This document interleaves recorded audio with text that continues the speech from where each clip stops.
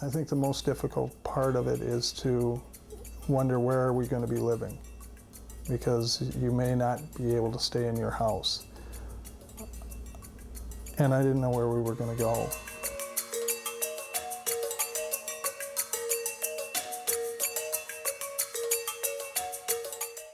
We were able to afford our mortgage over the years because we entered into the agreement at a 9.5% fixed rate mortgage. We didn't want to enter into an adjustable rate for fear that we would get caught off guard by a balloon payment and things would get out of hand quickly. Over the years, taxes increased, escrow payments increased, and we started to fall behind. After 20 years of being in this house, we entered into pre-foreclosure, and our payments had gone on a fixed rate mortgage from $468 a month at the beginning to $1,473 a month at the 20-year mark. It's still, It hurts. it does hurt. It does hurt. I mean, it's something that you never think you're ever going to go through. It's always somebody else. And I remember seeing the sheriff cars driving through North Minneapolis 3-4 times a day and wondering which house they were going to be stopping at and dropping off the papers for foreclosure. And they eventually came here.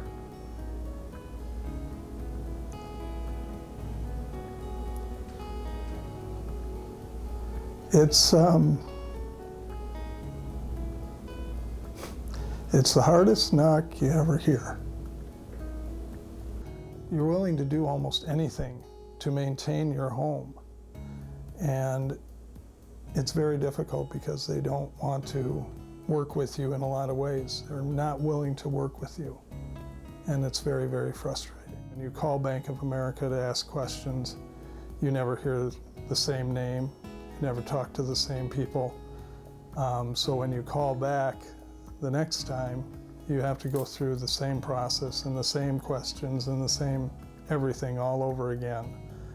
And you really wonder, who are you talking to, and is anyone really listening? It seems that the only thing they care about is taking possession of the property and reselling it for a higher profit. We received a remodification of our mortgage, and all of the payments that were missed and all of the legal charges that are placed upon the homeowner during foreclosure are added on to the loan. Basically, I'm going to work until I'm 80 years old, and then maybe I can stop working. I don't see retirement, and that's frustrating. My son is autistic. We always worry about medical plans and medical problems, and we just got word that my son has been dropped again from our medical insurance, even though he is a dependent of ours. You try to get ahead, and there's always some brick wall that comes up. This is the problem, and I don't know if it's going to end. I don't see the end in sight.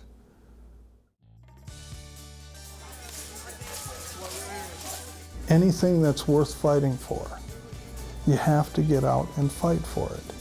You need to stand up, and you need to write letters, and you need to make phone calls. So if your neighbors are in need, and your communities are in need, and people's houses are being taken, it might not be your house today, but it might be tomorrow.